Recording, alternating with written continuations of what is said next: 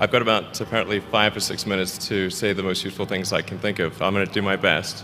Um, the and it was suggested that I distill things down to three items. I think I'll go with 4, and I'll try.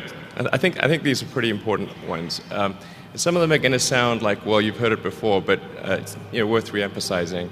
I think the first is you need to work, depending upon how well you want to do, and particularly if you're starting a company, you need to work super hard. So what does super hard mean? Well, when my brother and I were starting our first company, instead of getting an apartment, we just rented a small office and we slept on the couch. And we showered at the YMCA, and we're so hot up we had just one computer. So the website was up during the day, and I was coding at night, 7 days a week, all the time. And I sort of briefly had a girlfriend in that period, and in order to be with me, she had to sleep in the office. So work hard, like every waking hour. That's the thing I would say, particularly if you're starting a company. And I mean, if you do simple math, you say like, okay, if somebody else is working 50 hours and you're working 100, you'll get twice as much done in the course of a year as the other company.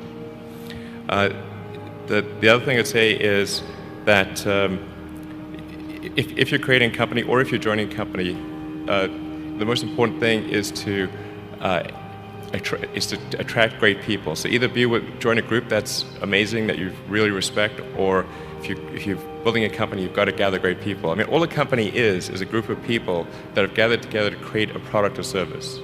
And so depending upon how talented and hardworking that group is, and the degree to which they are focused cohesively in a good direction, that will determine the success of the company. So do everything you can to gather great people if you're creating a company. Then I'd say focus on signal over noise.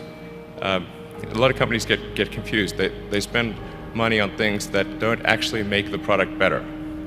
So, for example, at Tesla, we've never spent any money on advertising. We put all of the money into R&D and manufacturing and design to try to make the car as good as possible. And I think that's the way to go. So for any given company, just can keep thinking about, are these efforts that people are expending, are they resulting in a better product or service? And if they're not, stop those efforts. And then the final thing is to sort of don't just follow the trend. So you may have heard me say that it's good to think in terms of the physics approach of first principles, which is, rather than reasoning by analogy, you boil things down to the most fundamental truths you can imagine, and you reason up from there. And this is a good way to figure out if something really makes sense, or if it's just what everybody else is doing. It's hard to think that way. You can't think that way about everything. It takes a lot of effort. But if you're trying to do something new, it's the best way to think. And that framework was developed by physicists to figure out counterintuitive things like quantum mechanics. So it's really a powerful method.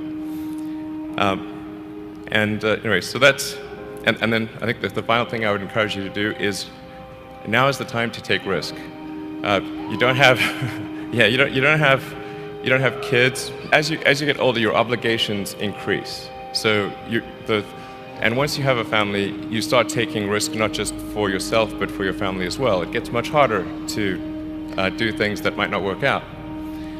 So now is the time to do that before you have those obligations. So I would encourage you to take risks now. Do something bold.